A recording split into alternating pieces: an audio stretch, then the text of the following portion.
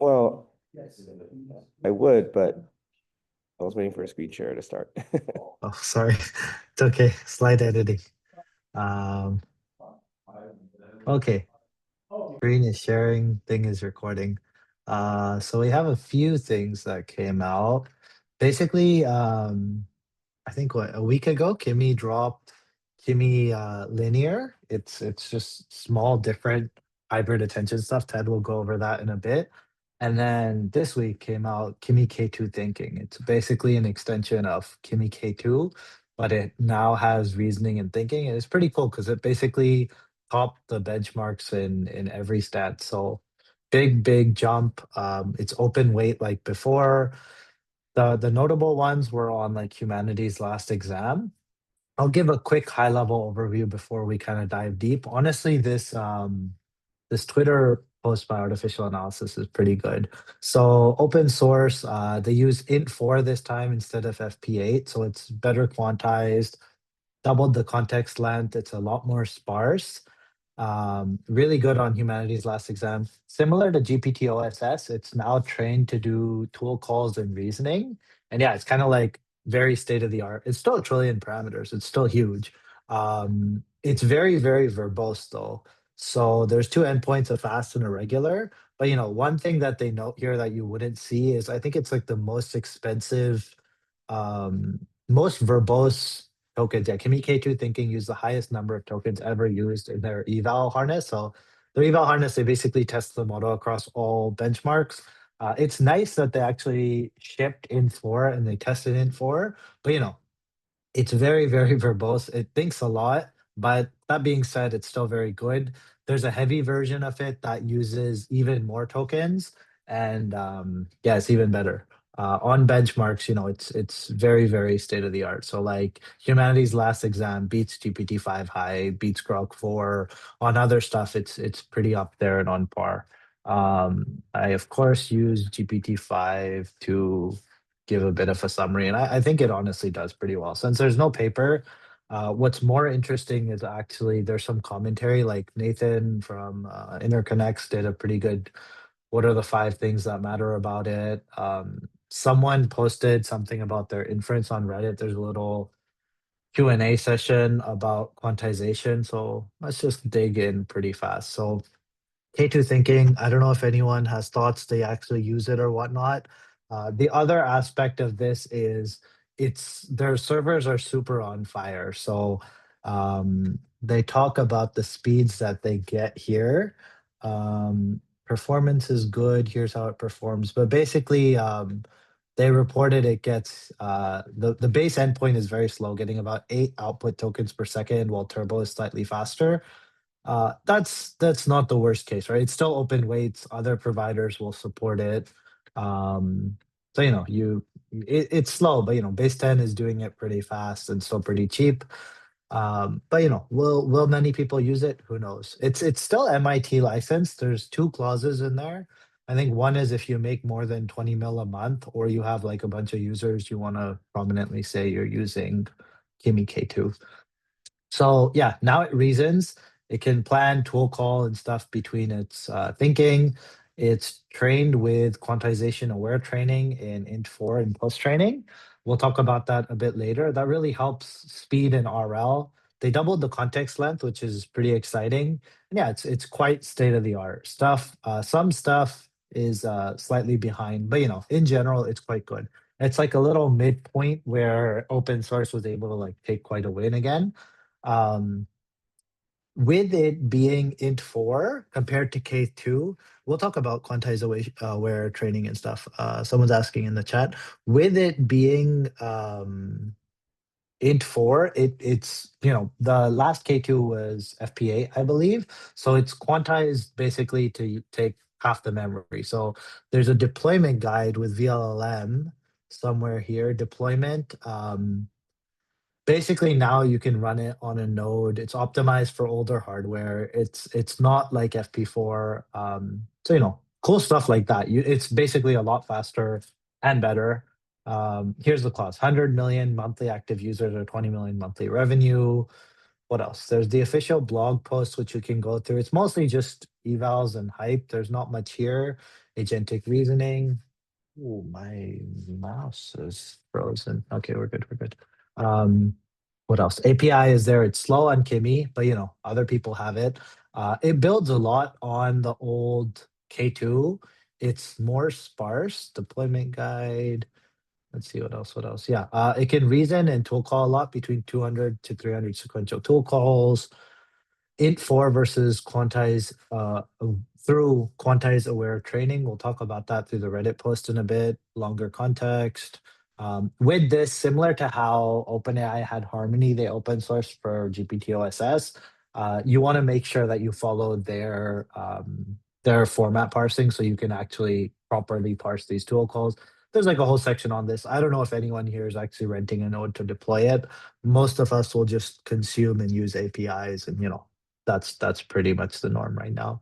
Architecture-wise, still 1 trillion parameters. It's 32p active, 384 experts, top 8, 1 shared expert.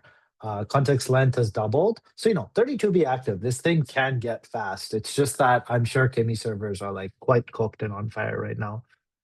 A sparse in this context, so there's a sparsity ratio. So the number of active versus total experts, right? This is something that Kimi has really been pushing. Is the sparsity ratio going down or is it going up? I thought it's more sparse than before. Am I mistaken in this? We'll double check that in a sec. But I thought it's more sparse than before. But we'll double see. Maybe someone else can check. Benchmarks. I don't know if there's much of a point in looking in benchmarks. The interesting thing to note is that there is a heavy equivalent.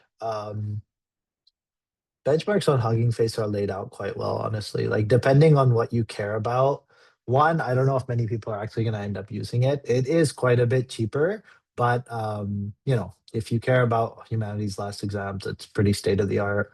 Artificial analysis has their aggregated benchmark, which still shows that, right there after OpenAI. The only things to be aware of that don't show up in benchmarks is that it is very, very verbose. So uses a lot of tokens to think, and that's not optimal. How to use it, we don't need to know any of this. Design and training notes. So MOE with MLA, very sparse MOE, keeps top active, 32%. It still uses Muon clip. They didn't share that much more. Int4, quantized-aware training. They talk about this a bit in the system report in Reddit. We'll go over there. They have caching, they have standard, they have a turbo. Okay, I think that's enough of a high level for what came out. Nathan from Interconnects put out, a pretty good post about how their releases come out from Chinese labs. Benchmarks first, user behavior second, China on the rise. They'll basically release stuff after they see people in the US doing it. This is new. It's like, the interleave thinking with tool calls. It's really good for agents. This is kind of like not many open models did this except for GPT-OSS. So it's the first one after that, I think. Pressure on American labs, of course. I don't think there's too much more to go over through artificial analysis. Okay, so what is this whole quantization is not a compromise, it's the next paradigm. So an infra engineer shares insights on why this choice matters. Key idea, quantization is no longer a trade-off. It's actually more beneficial. So there's in traditional inference, there's two reasons why there's two goals of optimization, right? High throughput. So as you quantize, you can get better utilization of your GPU, right? This mattered a lot for early dense models on local hardware. Whether you have a Mac or like a 3090, 4090, 5090, you could do 4-bit quant on a 32B, fit it in RAM and use it. And then of course lower latency. If the more quantized it is, the lower latency you can get. So for their thing, with such a sparse MOE, their decoding is actually memory bound. The smaller the model weights, the faster the compute is. So in previous, their FP8, where it took about a terabyte of memory, right? They were at the limit of what single high-speed interconnect per GPU node can handle. Now they have weights at 4-bit, activations at 16-bit. It's a interesting type of quantization. It slightly latency drops quite a bit and it maintains quality and it's in a sense lossless. So Why quantize-aware training over post-training quantization? Post-training worked fine for shorter generations, but it didn't work in long chains. So another big thing that they did here is one, they doubled the context. Two, they do tool call reasoning, right? So this thing is very verbose. It's more verbose in thinking than any other model. It does tool calls interleaved in its thinking. And yeah, post-training quantization didn't work. Errors basically accumulated and then it degraded precision over long contexts. But quantize-aware training didn't do it. So how does it work? Uh, Dependence on calibration, export is these are issues with post-training quantization. K2 thinking adopted quantize-aware training for minimal loss and more stable long context reasoning. How it works, it uses a weight-only quantize-aware training and a fake quantization plus straight-through estimator. Little details here. Int4 is the hidden advantage in RL. A few people mention this. This is kind of what all the blog posts and tweets about it show. Int4 doesn't just speed up inference, it accelerates RL training itself, right? If you think about RL and all this verification, you have a lot of rollouts being done. And if you can speed those up, you're essentially accelerating all your RL in general too, right? RL rollouts suffer from long-term inefficiency, but this low latency profile makes it much faster, and you probably have less overhead where you're off policy per se, as rollouts are syncing and new weights are being updated.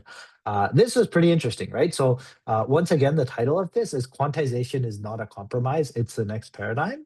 Um, they basically say in practice, each RL iteration runs 10 to 20% faster end to end with this int for quantized aware training.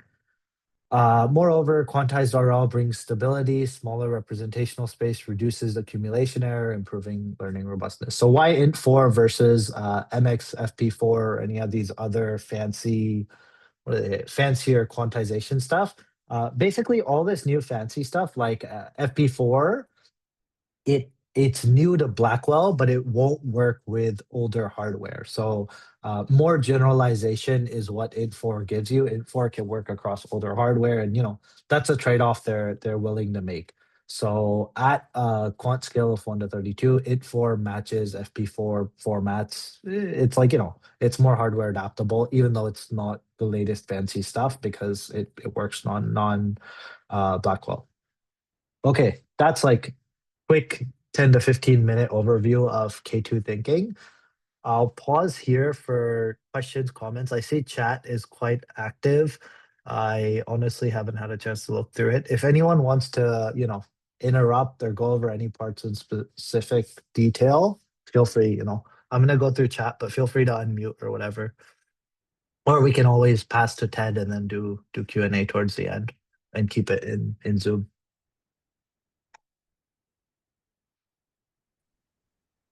Import restrictions force the creativity. Yeah, a lot of people say that. The Chinese labs do really good stuff like Muon Clip, a lot of DeepSeek's innovations were basically because they don't have the best GPUs, so they're forced to get creative. And yeah. Um, how many 5090s do you need to run this? You need a lot of 5090s. You need the PewDiePie rig. You need Chinese 48 gig 5090s. Or, there's always the A6000 Pro, the A6000 RTX. It's where you pay twice as much for more VRAM. You get a 5090 level performance with 96 gigs of VRAM. You put 4 or 6 of those in a box and you can run this thing locally and it'll be slow. Or you could always just, use the cloud where this thing is like dollars on the millions of tokens. But the Kimi linear, that's what, 48 billion parameter, if I'm not mistaken. So there's a version of that you can run. Yeah, but it's more of an experimental. It's not really a state-of-the-art model yet. Yeah. Quarks is if you ask it for code, it will generate code and thinking, see if it's correct, and produce the same main output. I think Ankit is making an interesting point here. I think you can't look at thinking tokens as quirks. Thinking tokens are all basically like random latent space noise. Like models, even DeepSeek, Kimi, all of them will basically do random stuff in their thinking. They'll switch languages, they'll write code for poetry, they'll do poetry for code, and then they'll output a really reasonable answer. So, they make it a pretty clear point that there's a reason why you don't output your chain of thought reasoning to the end user. Like, people were salty at OpenAI's first O1 model for not giving chain of thought tokens. But in reality, what we see now is, there's so much noise in there. Like, summarizing it is probably the better UX, right? You don't want to ask it for code and get a bunch of, you don't want to get like poetry in your code thinking. It doesn't really help. Let's see. Any other questions? Otherwise, I will probably pass over to Ted, and I'll keep answering in the Zoom chat. But yeah, it's better than Minimax. Trade-offs are there. They don't really talk about anything locally. It will be 10 tokens per second. No, it'll probably be worse than 10 tokens per second. Right now, the Kimi servers are serving it at 8 tokens per second. So 10 tokens per second would be great on your 5090. But no, these things are pretty rough. Okay, I think Vibo, a quick yeah. question. So you mentioned a 10 to 20% increase end-to-end on RL training, right? That doesn't seem to be a very large number. And I was wondering, like, is the speed up? Because the other thing also on the article is about the bandwidth limit, right? So can we kind of correlate those two things, like, that you went to int 4, and how much more bandwidth are you allowed now for GPU transfer, and then how does that correlate with the speed? Yeah, I think there's a high-level mapping you can work through, right? So quantization will be faster. You're also taking half the RAM. So, if you have X amount of GPUs, there's actually a full breakdown of this somewhere. I can share a link at some point in the Zoom chat. But yeah, you break down the factors that you have, right? So you have faster, you have half the VRAM required. So they did a scaling compared to Chinchilla somewhere. But in my opinion, 10 to 20% is quite a bit, right? If you compound it out for your experiments plus your final train run, like the final train run to train a trillion parameter model is in the millions of dollars, right? So if you're 20% faster, you can use 20% less GPU hours per se, right? So that's pretty substantial. I don't know if that's exactly a fair way to put it, but 10 to 20% speed ups are pretty uncommon, right? Um, I think that alone is pretty impactful. But then when you think about it, it's very rollout heavy. And if you look at what the actual bottlenecks were from bandwidth across their pipeline parallelism and GPU sharding, having more on less GPUs, it really helps break that down. I feel like I saw a good post about this. I'll try to find it and share it. Okay, Oh yeah, thanks. you could spend more. I think it's not just about spending more though, right? This optimization is also at inference time. So you should see speed ups during plane inference.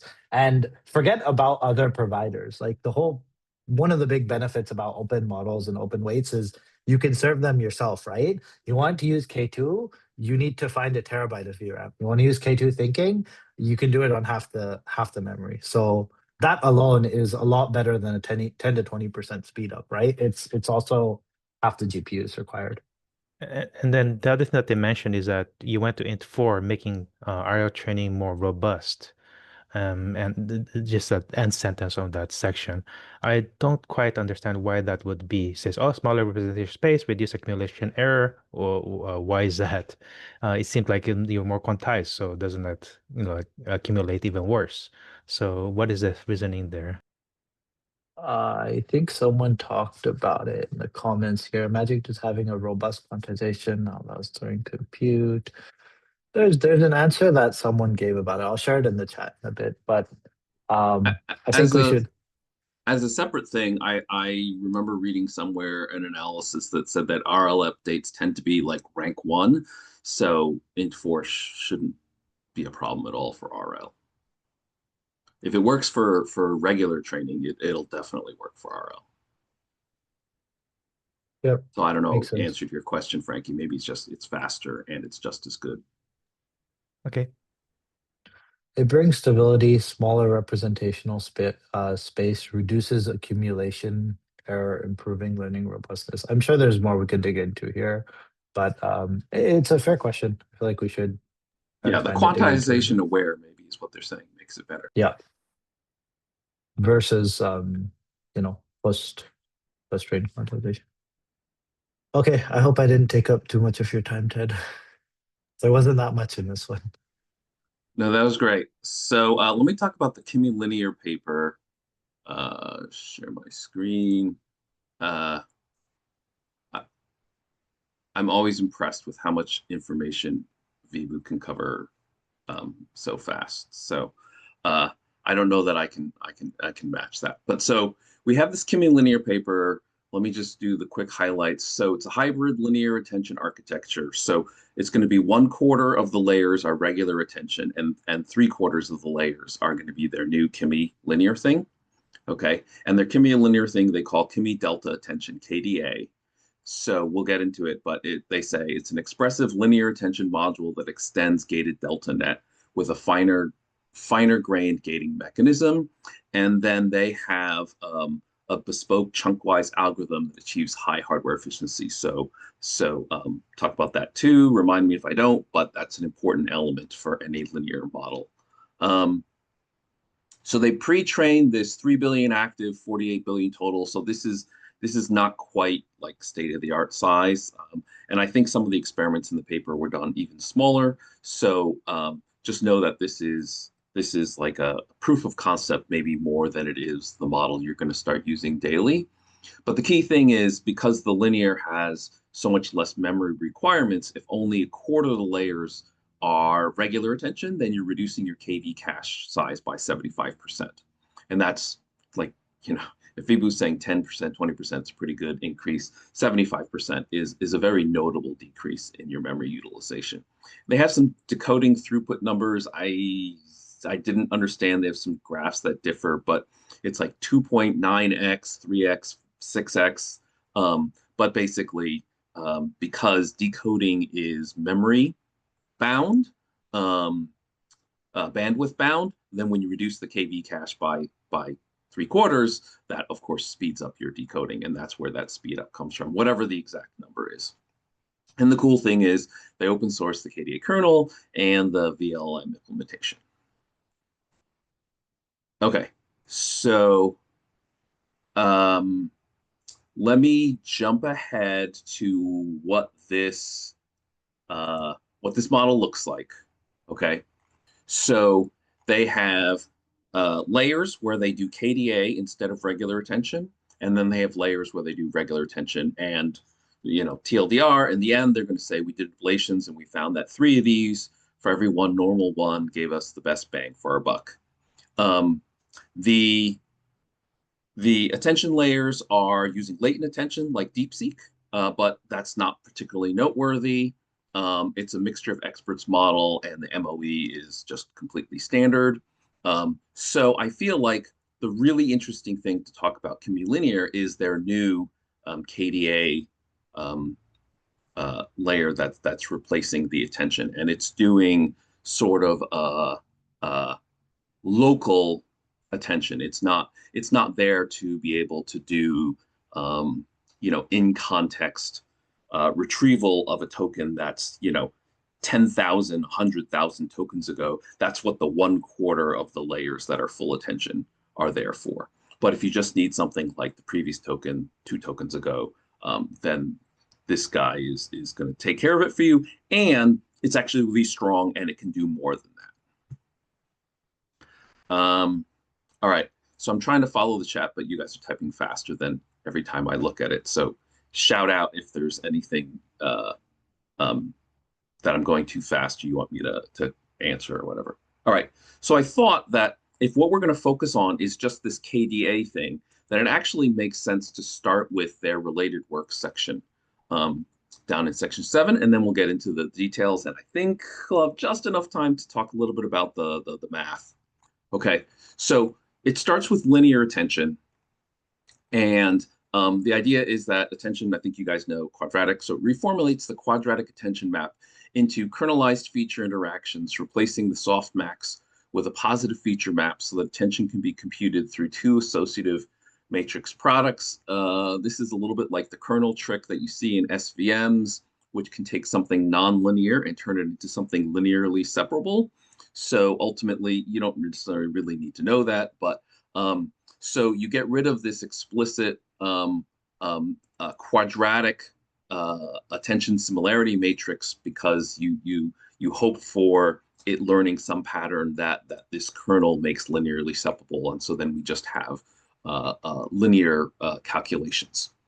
And then let's see here. Subsequent work strengthens the vanilla linear attention significantly through more refined memory control, shifting from data-independent decay to more adaptive data-dependent mechanisms. So, for example, Mamba just had this decay thing, and then Mamba 2, they introduced where the decay was a function of what the current token is. So that's what they mean when they say data-dependent decay mechanisms.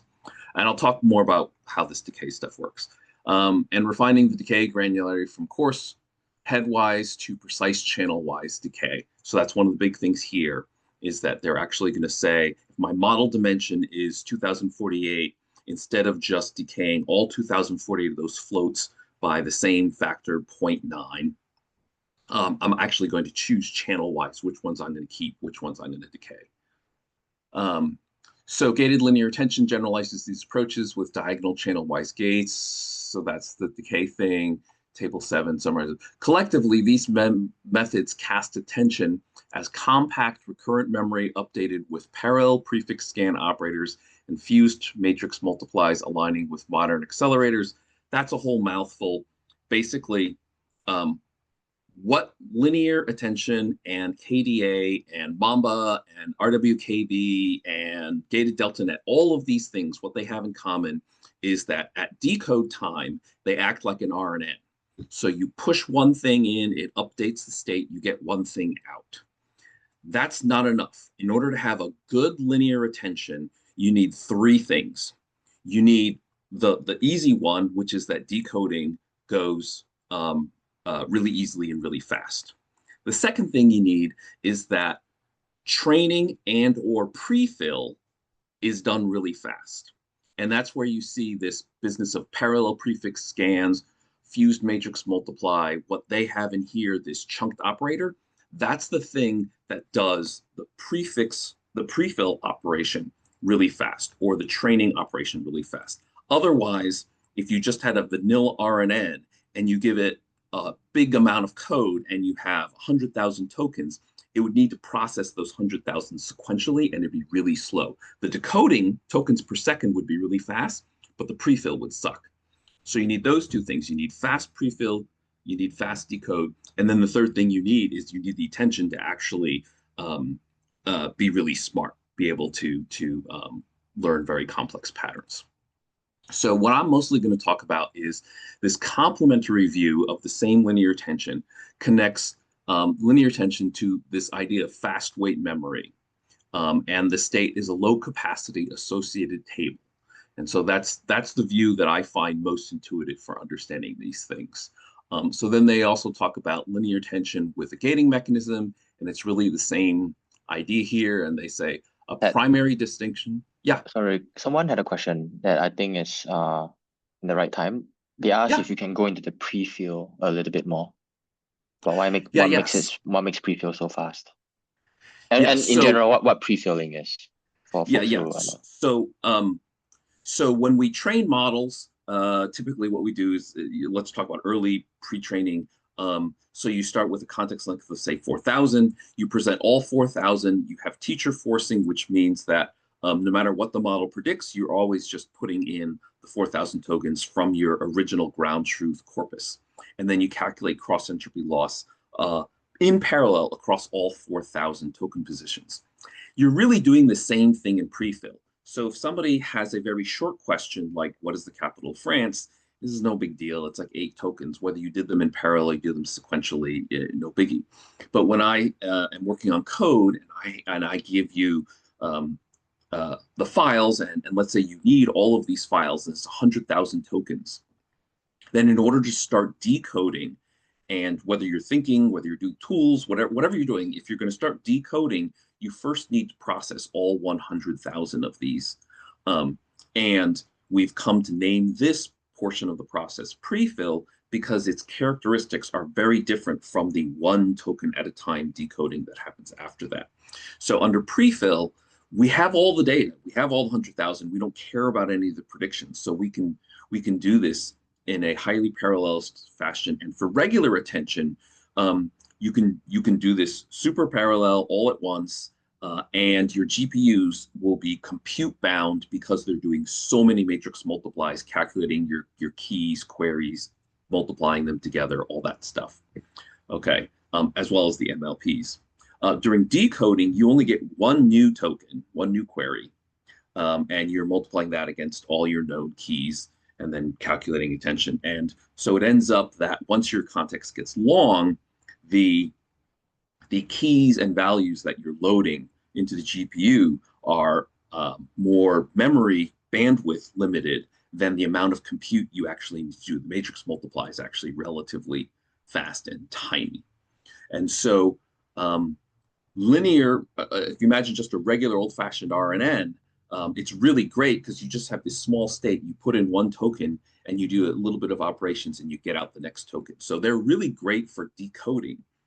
But there is no, in an old-fashioned RNN, there is no way to do prefill in parallel. You would have to just do them one at a time. And if I give you a code base that's 100,000 tokens, you're kind of screwed.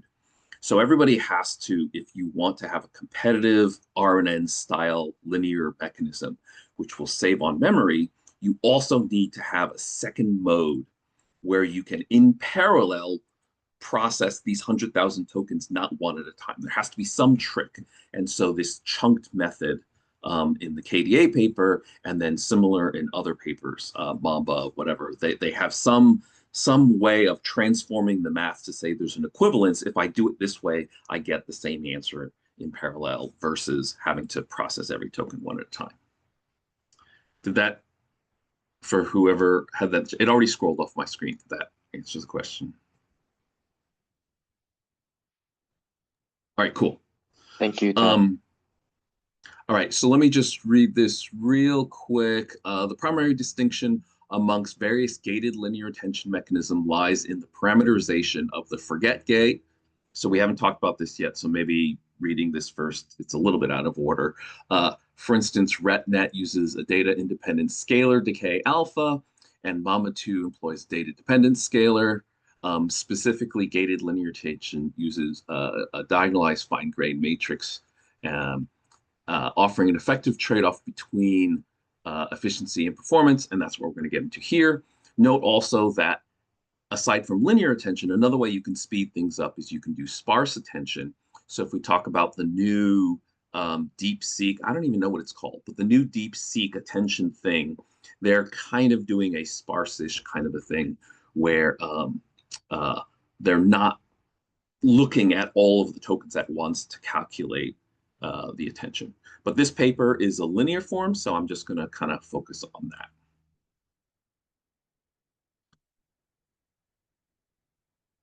All right. Any questions? If not, then I was thinking I would jump into the actual linear attention stuff. All right. So section 2.2 is the key section for understanding what they did in KDA.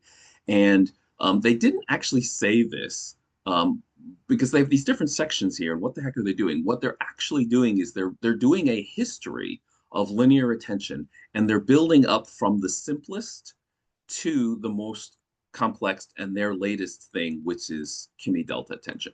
Okay, so section 2.2, none of this stuff literally is used in KDA. This is all the history that builds up to, we built our KDA by making a slight tweak on the last thing here.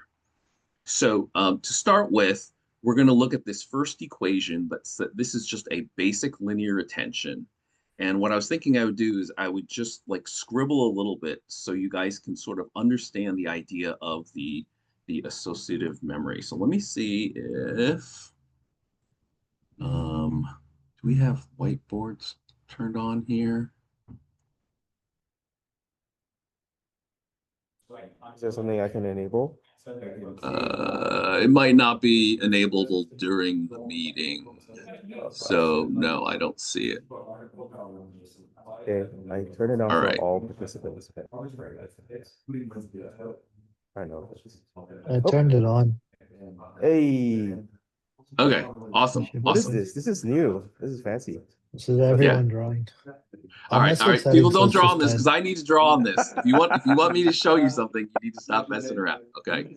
All right. How do I erase it? All right. Thanks, guys. Okay, awesome. So let's start with just a regular KV cache. Okay, and it looks something like this.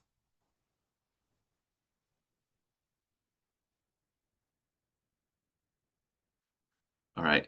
So, oh, I just lost the whiteboard. I think that was me. I thought I X'd out of it for myself, but I did it for everybody apparently. Sorry. This That's is so okay. new. I've never I can I think do Ed, it. you should be able to start a new whiteboard. Yeah. Yeah, Okay, yeah. sorry. All right. Nobody mess with it. All right. Cool. All right. Do you guys see, or do I need to share my screen? We Yeah, see we it. see it. We see it.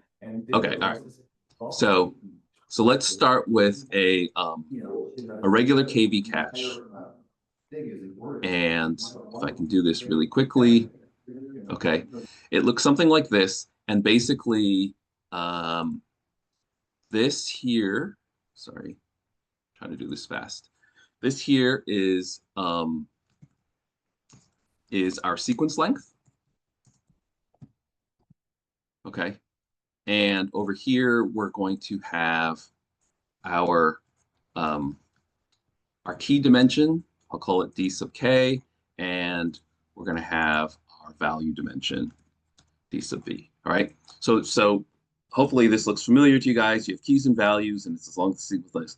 And so basically, what you do in here is for every token that you've ever seen, you store a copy of the key and value after you've taken that token and run it through the embedding matrix, W sub k, W sub v. All right.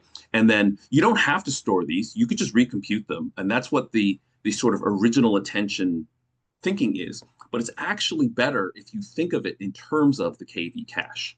All right. So now what happens when we train the model is we learn different patterns that we care about, and we have the ability to recall them on demand. So let's say the LLM wants to know if the current token is a noun. Okay, then what it could do is it could have one of the head keys put a 1 in a certain place if the current token is a noun. Then if the query also has a 1 in that place, then when you dot the query in the key, your dot product is a large value. You get a 1, and you're basically going to recall that. So imagine that for simplicity. Now this is, well, okay, let me just start this way. So imagine that you just basically divided up your keys, okay? And you basically said, hey, I'm going to put a 1 here anytime it's a noun, and I'm going to put a 1 here anytime it's a verb. Okay, so that's a way in which you could build this key value memory, and then anytime the head wants to match on prior words that are nouns, you just pass in a query that looks like 1000 whatever. Okay, and then every word that's not a noun is going to have zeros here, and so any word that's not a noun is going to have a very low value, is going to have a 0 value, and so you're only going to get matches on nouns. And then if everything is a 0 except for verbs, then you put in 01000 as your query, and you're going to get all the verbs. Now, obviously, you can design whatever, you can learn whatever pattern you want, okay? But this is the idea. So what this means is now we've built an associative memory, okay? So in a regular array in Python, you access it by index. You say, I want index 23. But here you can say, I want nouns, and you don't need to know what position they're in, and you don't need to know how many there are. You just simply say, if my query is 10000, I will get all nouns. And if there's only one noun, then if you say, give me 100, you will get that exact right entry. Okay? So the problem we have where it gets expensive is that in this formulation, every time you decode and you get a new token, you need to lengthen this sucker. And so then you're basically adding another column here. And then you do decoding and you're adding another column here. And this thing just keeps growing in size. And it's not fancy. My columns lines aren't lining up, but you get the gist. So then by the time you get to 100,000 tokens, this thing is very large. It's 100,000. So the promise of linear attention is let's not have this thing grow like crazy. Let's assign a fixed amount of memory to it. And so if you said, I'm going to assign a fixed size of 1024 to this thing, for the first 1024 tokens, you're great, right? Or the first 1024 concepts that you want to store in here. You can basically just have a 1, in the first row for the first thing and a 1 in the second row, and you could just one hot encode it, okay? But what happens when you get to the next one, the 1025th? If your update rule is simply sort of something along the lines of cycle through these one hot encodings, and then you get to 1020th, you're going to be back to a 1 in the first position, and you're going to end up writing something in here that's going to collide with this thing that you already had in there. And so this is where in the literature you'll see some stuff about collisions. Okay. Now the next thing we're going to do is so we have to find a way to solve that. And so what you could do is you could say, I'm going to erase this entry with the 1 in the first row, and then that'll create room for my 1025th thing. So ultimately what you have to do is you have to have a rule that says, what am I going to erase when I want to put something in? And so that's where, as you get to these more complicated linear models, people are having these decay rules. These are the erase rules for when do I get rid of stuff in my now very limited fixed sized KV cache. Okay, so then the next thing we're going to do is we're going to do a little bit of linear algebra. Okay, and so if you recall in linear algebra, yes, I could put a 1 in the first row, 1 in the second row, and this will give me this nice orthogonal basis. In this case, they'll also be length 1, so it'll be orthonormal. And that's the principal basis, the one that is easy on the eyes. But if this thing is d-dimensional, I can have any d orthogonal vectors, and they will work perfectly well. They do not have to be all 1 and all zeros. This first vector could be 1, 1, 1, 1, 1, and then the next one, as long as it's orthogonal to that first one, it could be anything. And so that's where, if you look at the keys in an LM, you're not going to see 1, 0, 0, 0, 0, 1, 0, 0. But in fact, they very well may be orthogonal to each other. Okay. And we benefit from this concept that in high dimensionality, the cursive dimensionality, all random vectors are very close to orthogonal to each other. So the dot product of 2 random vectors is likely to have a value close to 0. All right. And so, so in fact, we don't use 1, 0, 0, 0. We just use learned vectors. Okay. So, so then the next thing to understand is, if we go back to, I think I can toggle back and forth, but hold on a second. Where's my Zoom menu here? Sharing will close the whiteboard. Okay, I didn't want to do that. Hold on, let me see if I can do this.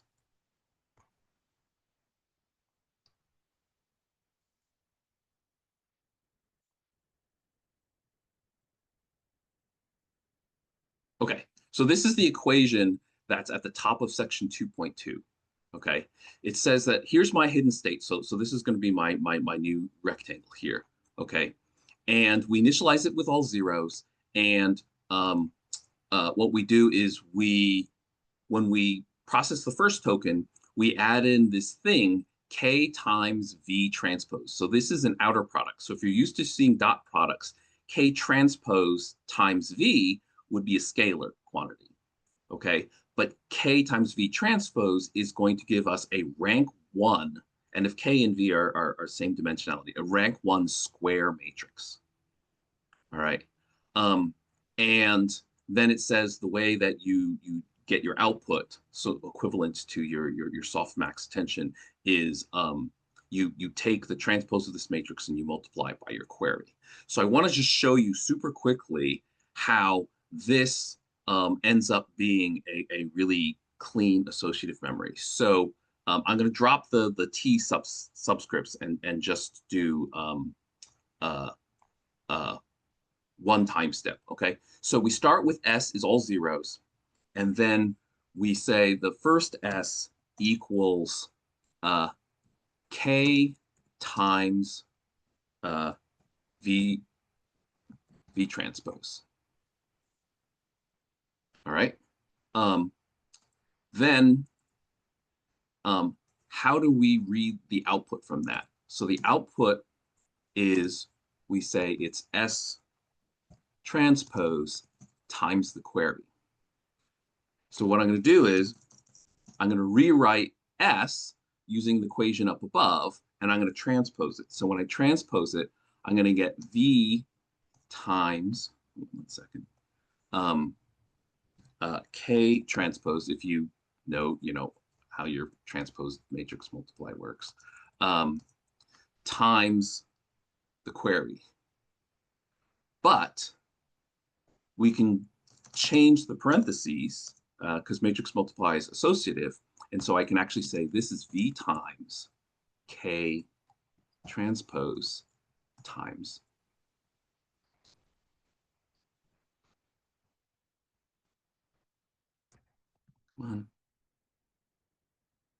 times the query. Okay. And so if you are familiar with the softmax attention formula, you have this K transpose times query thing. I think it's written the other way around, query transpose times key or whatever. But you're multiplying your queries and your keys, and then ultimately you're multiplying that by your values, and then it's got a scaling thing, square root of D, blah, blah, blah, whatever. But so in this formulation, we've basically got the same functionality as we've got this query times key business, just like in regular softmax attention. And so I'm going to try and go a little bit fast here just for the sake of time, but hopefully this gives you at least a little bit of intuition that that we can store these things and we can recall them, and it's performing something very similar to regular attention. Okay, so the difference is that in our linear attention, we don't have these two boxes. Okay, we now just have one box, and this is initialized to zeros. And then when we get the first key and value, we do this outer product that gives us a rank 1 square matrix, and we sum it in here. And so it's just going to be 0 plus that. It's going to be our original one. The key thing from linear algebra is that if the second key is orthogonal to the first key, and you do this thing again, regardless of what the value is, and you take that rank 1 matrix and you add it in here, you will then get a rank 2 matrix. And when you multiply by either key in this output formulation, you will get, if the two are perfectly orthogonal, 0 dot product, you will get an exact recall of the values with no loss whatsoever. Now, if they're like mostly orthogonal, you'll get 99%, 98% recall, whatever. That's good enough. To the extent that you put in a query that's kind of a mix between different keys, then you're going to get a weighted blended average of the different keys, which is exactly what we see in softmax attention. You're getting a blend of the different things, of the different values that are getting a weighted sum of the values based on your attention scores. Okay, so the shape of this is a little different in that this one is 2 times d, assuming that dk equals dv. The height of this is 2d, and the height of this is only 1d. So this is actually even a more efficient representation because we're taking advantage of this linear algebra stuff. We don't actually have to store the keys and the values in separate sections. By multiplying them together and taking advantage of orthogonality, we just slam them all in here. All right. Any questions before I move on to the rest of section 2.2? All right, cool. So let me share my screen. It says the whiteboard's going to go away. I don't know if it can be saved, brought back, whatever. But one sec. Let me save it, or add an option to save it as a PDF or something. Yeah, there is a way to save them. Yeah, I got it. Whiteboard. I can save it as a template, and I can also just export it as a PNG. Yeah, just export it to PDF if you would be so kind. Yep. I got one PNG. I'll also do a PDF, and then we can figure out how to get it back. All right. It's not that beautiful, so people will. It's still there, Okay, go ahead and get rid of it. I'll bring it back if you need it. All right.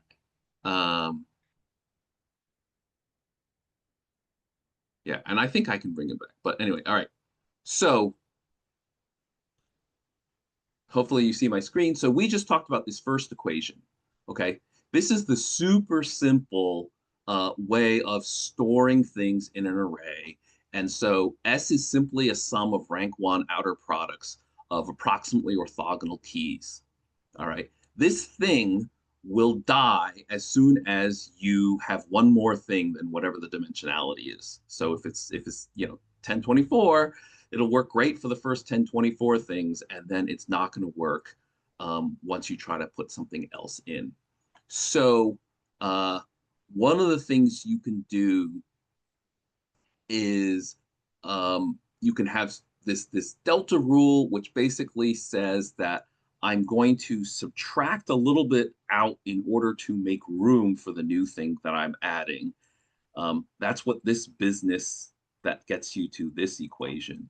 That's what this business is about. I'm not going to go into like super detail, but ultimately, what then people evolve to is this idea, which for people here will probably be more familiar, is this idea of weight decay.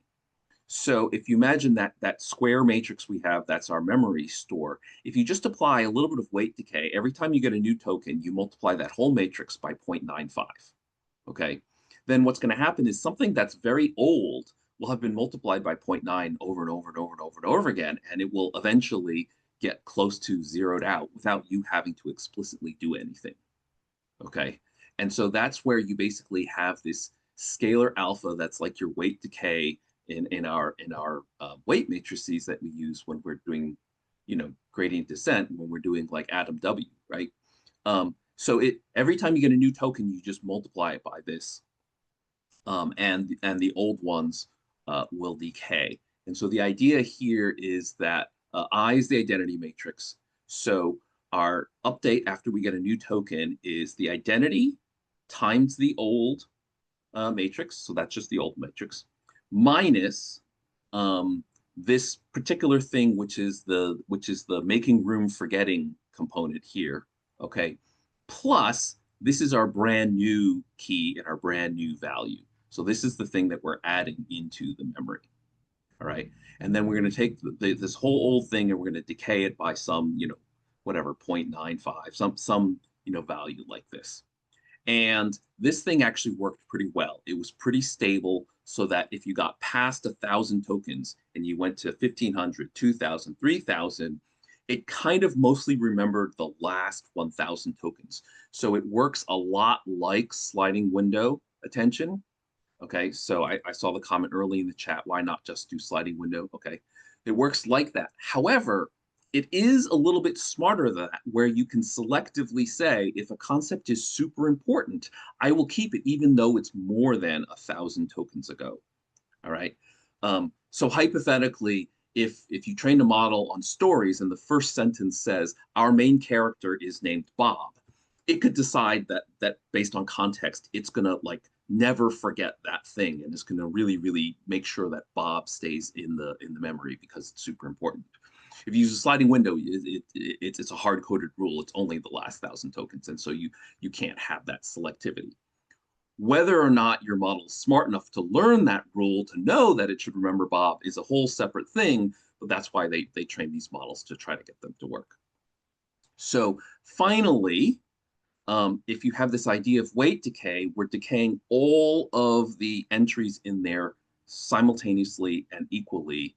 Now you can say, I'm going to decay them uh, uh, based on what the current token is. And then the final thing that they do in Kimi, in this Kimi linear, KDA, they say, this old entry is a float of length 2048. I'm only going to decay of the 2048 floats, only decay the ones that I really want to. And I can selectively choose. And so instead of having up here, it's a scalar A, 0.95, that multiplies by all the weights, I'm now actually going to say this is now not a scalar, it's a vector. And they make it a diagonal matrix, but it's effectively just saying each component I will choose. So maybe the first 10 floats, 0.95, and the rest of the floats is 1. I'm not going to decay them at all. So at the end of the day, that's the trick. And so then they say we have this efficient algorithm for doing parallel when we have prefill or training, when we have all the tokens at once.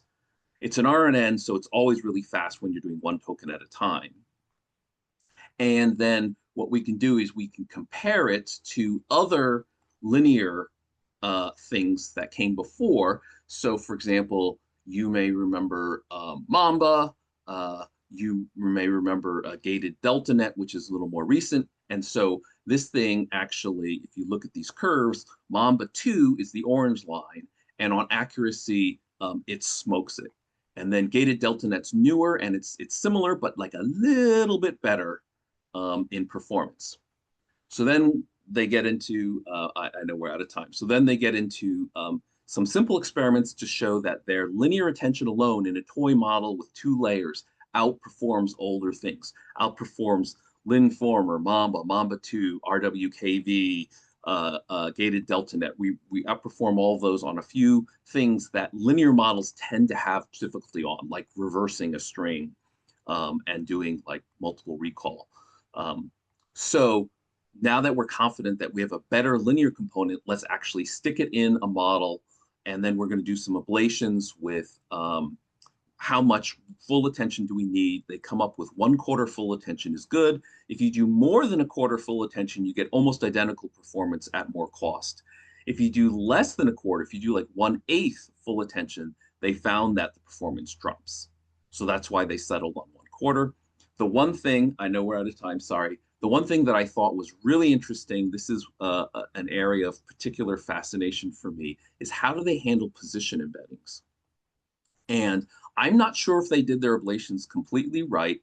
I'm not sure how they handled rope for the baselines. But basically what they found was that if they took away positional embeddings for the 1/4 of the layers that were full attention, it actually performed better than if they gave it positional information.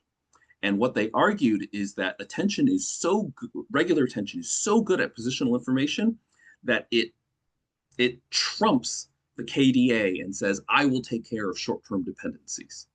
When they took rope away from the full attention layers, it was like, well, I can't do any positional information because I don't have anything. And so it fully delegated all the responsibility for previous token, 2 tokens ago, to the KDA layers.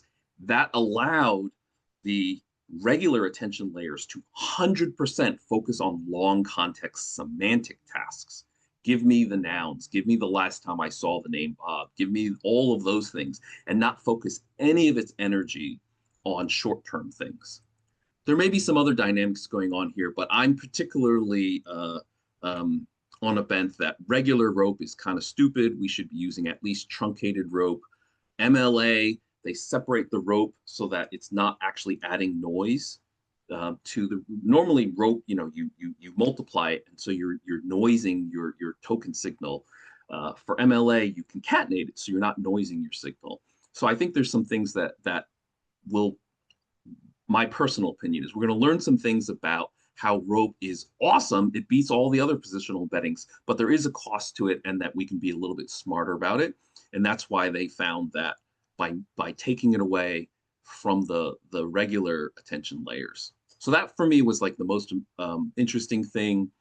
The rest of it is like, hey, we ran some experiments and did really well. They make these strong claims that they outperformed a model with the same training recipe, same number of tokens, but just all full attention layers instead of a quarter full and 3/4 KDA.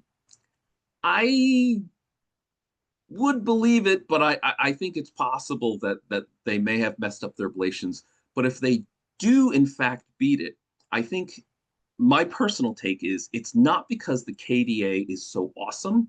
It's because rope has a cost, and they actually managed to find a way to measure that cost. And by removing rope from the full attention layers, they actually let the attention do what it does really well without any noise. But that's just Ted's hot take. All right, I can stay longer if people have questions or want to talk about it, but with respect for the people who may need to go, I think that's the most important thing to know about it. So there are other models out there that are doing the hybrid. I saw some stuff in the chat. So yeah, like 3/4 something faster, 1/4 full attention means you get 3/4 smaller KV cache, much faster decoding because decoding's memory bound, and as long as it doesn't totally kill you on in-context learning, then it's like sort of an overall win.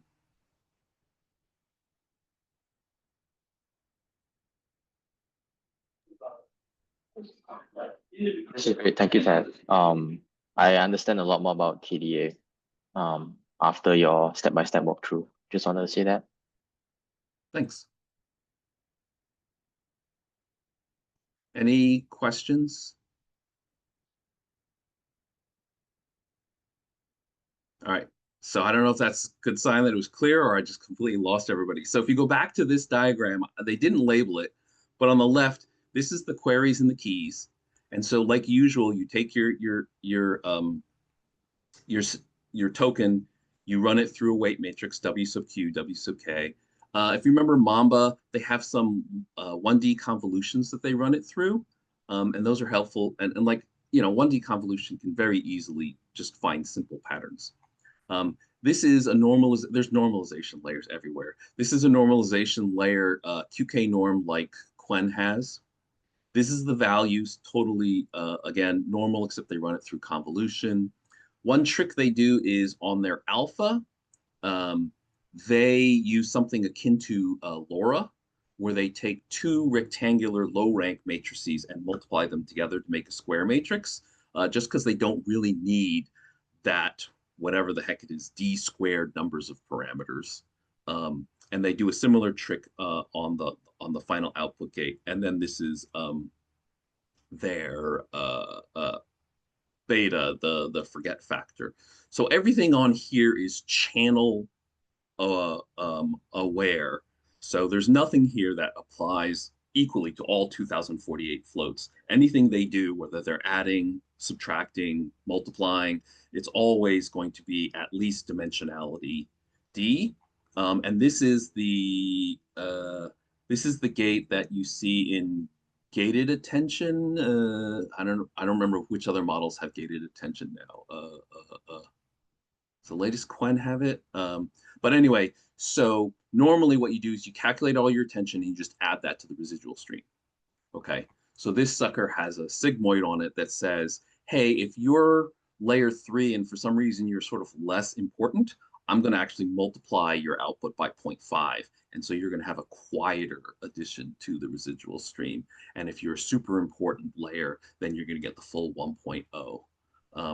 And if you guys know about like attention sinks and massive activations, that's one of the things that researchers seem to be trying to fight. And so they think that if they add some of these normalizations in, they don't get as large spiking activations, which I think helps them when they're trying to go to smaller and smaller quantization, because now they don't have such extreme values that they need to support. And so I think the holy grail is you figure out some kind of normalizations and gatings such that all your activations stay in a nice little Gaussian distribution, and then you can totally nail it with something like, you know, FP4, int4, or whatever. But right now, if you have these activations and then occasionally you have an activation that's 100 times larger, it's just very difficult in low precision to support an activation. So that's why in these things you still see, right, like the weights are small, but the activations are still 16-bit. It's because you have these 100,000 times larger activations. If you really quash those, you go down to 8-bit activations and maybe eventually 4-bit activations. So that's like a little more detail if you actually go through sort of like, this is what the layers look like, and you see there's just a few extra normalizations in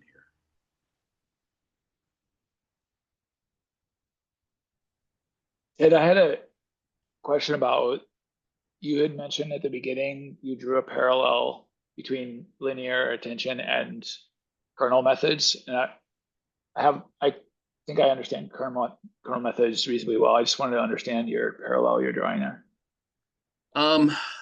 I don't know if I can do a great job explaining it. So I gave the associative memory analogy for how to understand this. Okay. The other way of thinking about it is that if you have this n by n attention pattern, well, it may be lower triangular because of causal attention or whatever. But still, if you just think about it, the pattern can look like anything. Okay. And the high values and the low values are not necessarily linearly separable. And because, so if the high values and the low values look like some sort of XOR pattern where it's like high, low, high, then if instead of using a full n squared thing and a softmax, if you try to squash this to just a one-dimensional representation, a linear representation, you can only do linearly separable in a way that the highs have to all be on one side and the lows have to be on the other side. And that is the somewhat mathematical interpretation for why linear attention, you know, whatever, linform or perform or Mamba 1, cannot be as expressive, why they hit a glass ceiling that softmax full attention doesn't hit when you start training these really large models. Right.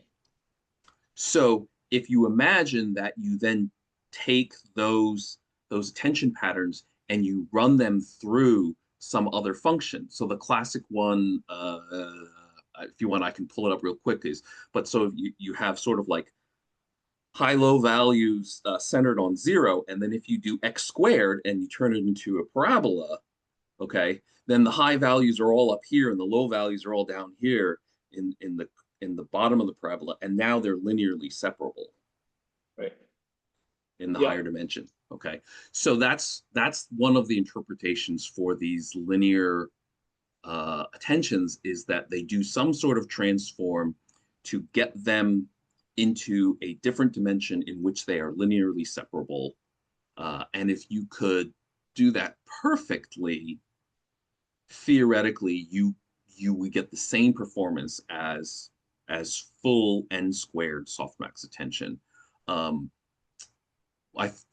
don't know the math well enough to know if the problem is that you can't do that, or I think the problem might just be that we're not learning super complex transforms. They're just using these like very fast to compute transforms, and therefore that fast to compute thing might not cover every possible scenario. And in some scenarios, even though it gets to learn the queries and the keys to, you know, fit its purposes, it's still not finding something that's linearly separable.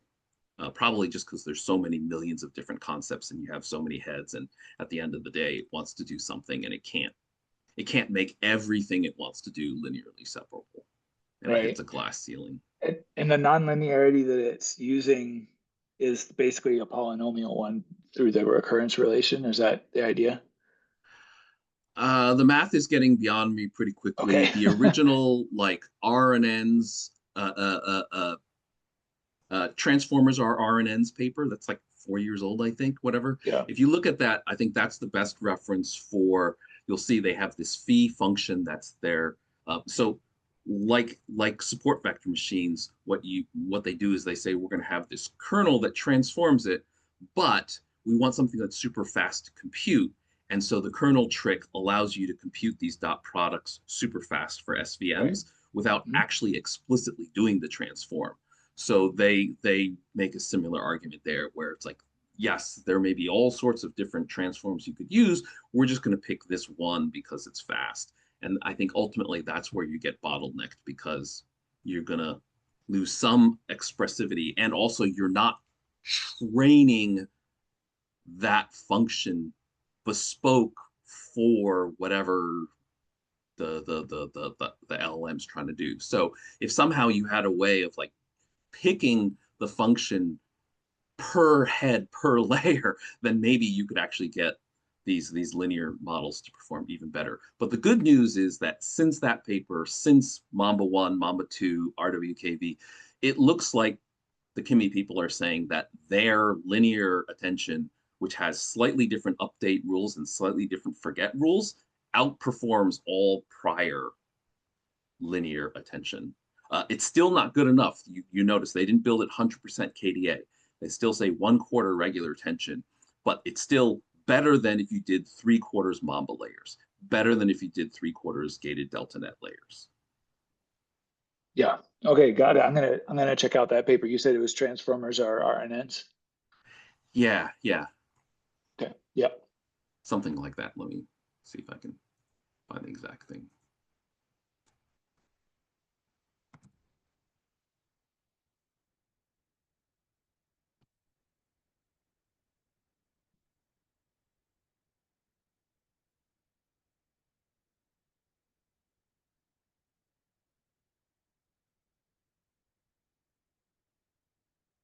Yeah, I think I found it.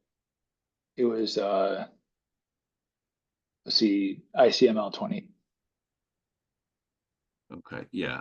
And there's multiple, so I'm getting them confused. I just found one that's the fast autoregressive transformers with linear attention. Oh, that's the one I found too. Yeah. Yeah. So maybe that is the one that I was thinking of. Let me just take a quick peek at the paper. Yep, that's the one. You see these phi functions that they talk about for these transforms. Yeah. So you can see they wrap a function phi around all of their query and their key type things. Yeah. Yeah. All right. Awesome. Thank you. The silence is scaring me. I think I lost people, but hopefully hopefully this gives you a little better insight into KDA. Thanks, Ted. Yeah, this is amazing. Thank you. Really appreciate it. Really, thanks. Do you I have a question actually. This is my last this is like the question. I was wondering if this means that inference for linear attention might be better. Does this mean that we're gonna move to distillation for linear models and then training for full attention during full attention? I was just reading some papers on that, and it seemed to make sense given what you're saying. Like, I don't know if what I'm saying makes sense, but Yeah. yeah. So the Kimi people are saying this can be a full drop-in replacement. So it will train faster, it will prefill faster. I don't know if it's prefill faster, but it'll decode faster than regular full attention. So you can just completely, according to the paper's claims, scrap your regular attention models and replace it with 1/4 attention models with KDA. I think that claim is a bit strong, and proof time may tell, but yes, so you don't necessarily need to do anything fancy in terms of distillation or this that. You can just train this instead of a regular full attention model is what they're claiming. All right, I just realized that my chat was not auto scrolling, and so I thought there were no messages. There's like 80 bazillion messages I haven't read.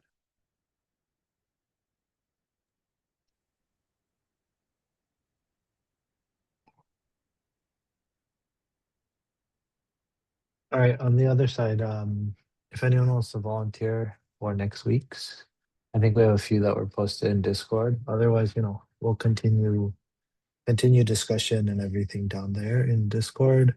Next week, AIE New York. If any of you guys are in New York, come to conference, and we'll do something latent space in person. Where's the Discord? You can find it on the Luma, or yeah, just search latent space Discord, and there's a paper club channel. You'll find it in there. Cool, awesome. Yeah, Luma/LS, and then you can find it latent space Discord. All right, thanks, Ted. And same, AI engineer in New York stuff. There's a channel in Discord. People are talking about it. Cool. Take care, guys.